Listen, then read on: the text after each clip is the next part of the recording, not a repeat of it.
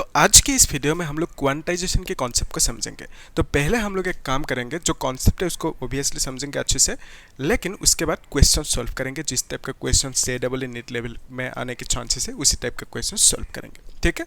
तो एक काम कर लेते हैं हम लोग, पहले जो ये टॉपिक है क्वांटाइजेशन, इसको एक एग्जाम्पल से समझ लेते हैं, ठीक है।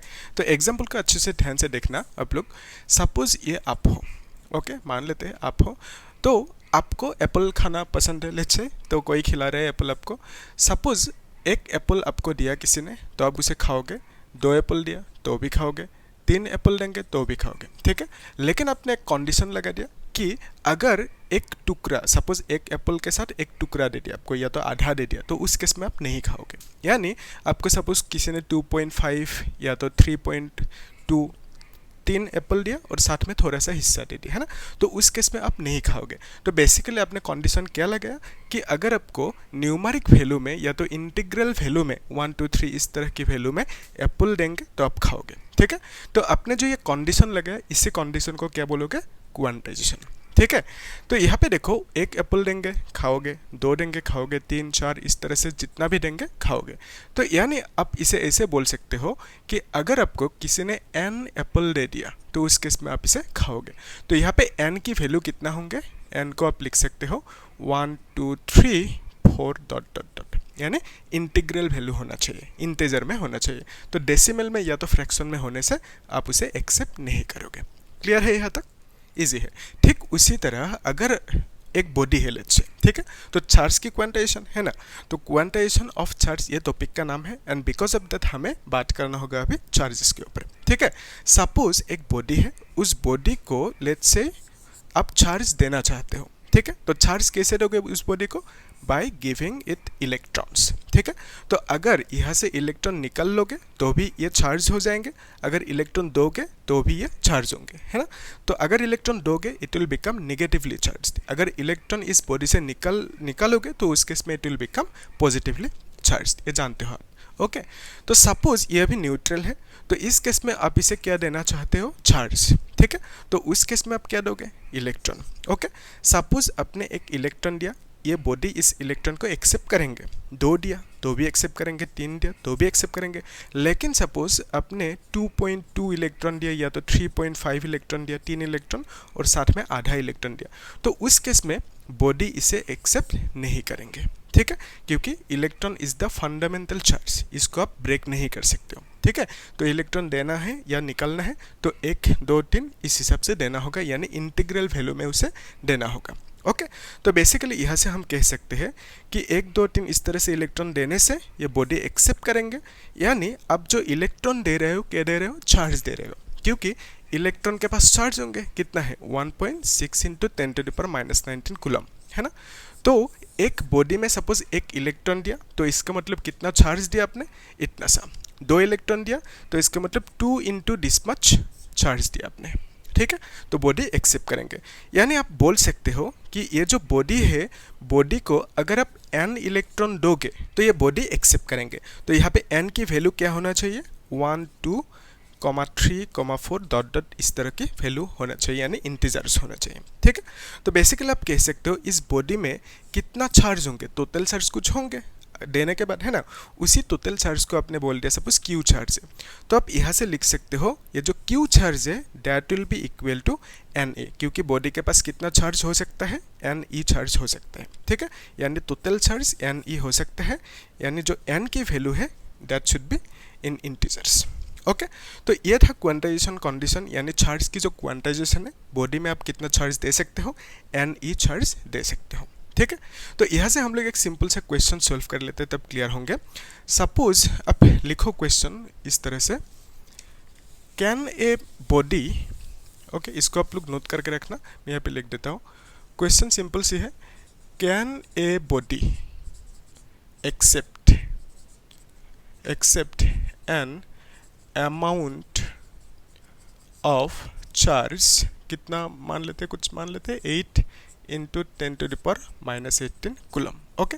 तो बॉडी को आपने इतना चार्ज दिया, क्वेश्चन ये है कि क्या बॉडी उतना सा अमाउंट ऑफ चार्ज एक्सेप्ट करेंगे कि नहीं, ठीक है। तो बॉडी उतना सा अमाउंट ऑफ चार्ज कब एक्सेप्ट करेंगे? जब उस चार्ज की वैल्यू एन ई होंगे, ठीक है, यानी ये जो एन है एन की वैल्यू इंटीजर में होंगे, तब बॉडी वो चार्ज एक्सेप्ट करेंगे। तो यहाँ पे हम देख सकते हैं बॉडी को इतना चार्ज देने जा रहे हो आप, है ना, तो फॉर्मूला क्या है, Q is equal to N E. Okay, तो यहाँ पे ये जो n है n की वैल्यू हम लोग निकल सकते हैं, that will B Q by E. Okay, जो Q है, Q मतलब इतना चार्ज देने जा रहे हो, है ना, तो Q की वैल्यू हम लिखेंगे 10⁻⁻18, और यहाँ पे नीचे E मतलब क्या है, चार्ज ऑफ इलेक्ट्रॉन, जो कितना है 1.6 इंटू 10⁻⁻19 कूलम। ओके, तो अभी इसे कैलकुलेट करो, we can write 8 divided by 1.6, ये ऊपर जाएंगे इट विल बिकम 10, है ना, तो फिर हम लिख सकते हैं 80 डिवाइडेड बाई 16। ओके, तो अभी देखो अगर नीचे एक 10 मल्टीप्लाई करोगे, ऊपर भी करना होगा, तो हम लिख सकते हैं यहाँ से 800 डिवाइडेड बाई 16। ओके, तो इसको डिवाइड करना होगा, आंसर कितना आएंगे, 50 आएंगे। ओके, यानी n की वैल्यू कितना आया, 50 आया, तो इसका मतलब हम बोल सकते हैं कि क्वांटाइजेशन कंडीशन फॉलो हो रहा है। ठीक है, अगर n की वैल्यू सपोज 50.3 या 5 कुछ आया होता, पॉइंट में आया था, तो उस केस में हम क्या कहते हैं कि ये जो n की वैल्यू है that is not quantized. Okay, अगर क्वांटाइज्ड नहीं है चार्ज, तो उस केस में बॉडी उस चार्ज को एक्सेप्ट नहीं करेंगे। ठीक है, तो यहाँ पे हमने कैसे चेक किया कि एक्सेप्ट करेंगे कि नहीं इतना सा amount of charge, bye calculating the value of n। Okay, अगर n की वैल्यू इंटीजर में होंगे तो बॉडी ऑब्वियसली उस चार्ज को एक्सेप्ट करेंगे। ठीक है, तो इसे आप लोग अच्छे से नोट करके रखो। अभी हम लोग नेक्स्ट एक इंपॉर्टेंट क्वेश्चन है उसको सॉल्व कर लेते हैं। ठीक है, ये जो क्वेश्चन है ये एनसीईआरटी बुक की क्वेश्चन है, आप लोग चेक कर लेना। तो वीडियो को पॉज करके एक बार खुद सॉल्व करने की कोशिश करो। ठीक है, क्या पूछा, if a body gives out 10⁻9 electrons every second. Okay, question को पहले समझ लेते हैं। एक बॉडी है लेट्स से, और एक यहाँ पे बॉडी है ना, तो ये बॉडी इलेक्ट्रॉन दे रहा है इसे। ओके, कितना इलेक्ट्रॉन दे रहा है, 10⁻9 इलेक्ट्रॉन दे रहा है। ओके, कितना सेकंड में, 1 सेकंड में, तो 1 सेकंड में इतना इलेक्ट्रॉन दे रहे हैं। तो हमें क्या पूछा कि 1 कूलम चार्ज होने में how much time is required to get a total charge of 1 coulomb from it. Okay, तो जो ये यहाँ से यहाँ तक इलेक्ट्रॉन जा रहा है, इसका मतलब क्या जा रहा है, चार्ज जा रहा है। तो यहाँ पे कुछ देर बाद कुछ चार्ज जमा होंगे, है ना, तो यहाँ पे 1 कूलम चार्ज होने में कितना टाइम लगेंगे वो पूछा। ठीक है, तो यहाँ पे जो कैलकुलेशन है इजी कैलकुलेशन है, लेकिन थोड़ा सा टेक्निक यूज़ करने से और ज़्यादा आसान हो जाएंगे। ओके, देखो हमें बोला कि 1 सेकंड में इतना इलेक्ट्रॉन जा रहा है। अभी ध्यान से देखो, एक इलेक्ट्रॉन में कितना चार्ज होते हैं, 1.6 इंटू 10⁻⁻19 कूलम। तो कितना इलेक्ट्रॉन है, 10⁻9 इलेक्ट्रॉन, तो कितना चार्ज होंगे, इससे मल्टीप्लाई करो, 1.6 इंटू 10⁻⁻19 इंटू 10⁻9, तो answer will be 1.6 into 10⁻⁻10। Okay, तो इतना कूलम चार्ज है किसमें, इतना इलेक्ट्रॉन में, यानी आप बोल सकते हो 1 सेकंड में 1.6 इंटू 10⁻10 कूलम चार्ज जा रहा है। ठीक है, अभी ध्यान से देखो, एक मेथड है यूनिटरी मेथड, आप जानते हो कि सपोज अगर 1 सेकंड में इतना कूलम चार्ज जा रहे हैं, तो 1 कूलम चार्ज होने में कितना टाइम लगेंगे वही पूछा हमें। तो इसके लिए हम ऐसे कर सकते हैं कि 1.6 इंटू 10⁻10 कूलम चार्ज जाने के लिए कितना टाइम चाहिए, 1 सेकंड। ओके, तो यहाँ से आप लिख सकते हो कि 1 कूलम जाने में कितना टाइम लगेंगे, तो अब इसे यूनिटरी मेथड अप्लाई करो, 1 second divided by 1.6 into 10⁻10 into 1 coulomb. Okay, इसको डिवाइड करना है, तो क्या मिलेंगे, ये ऊपर जाएंगे इट विल बिकम 10⁻10 और नीचे यहाँ पे 16 होंगे, है ना। अगर ऊपर 10 मल्टीप्लाई करोगे तो नीचे भी करना होगा, तो मल्टीप्लाई क्यों किया, ताकि डेसिमल हट जाए, है ना।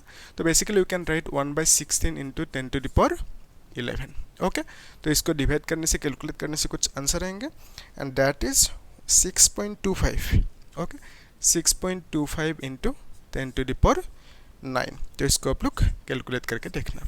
ओके, तो बेसिकली आप कह सकते हो कि अगर इस रेट से, इस हिसाब से इलेक्ट्रॉन जा रहे हैं, तो उस केस में 1 कूलम चार्ज इस बॉडी में होने के लिए कितना टाइम लगेंगे, इतना सेकंड्स।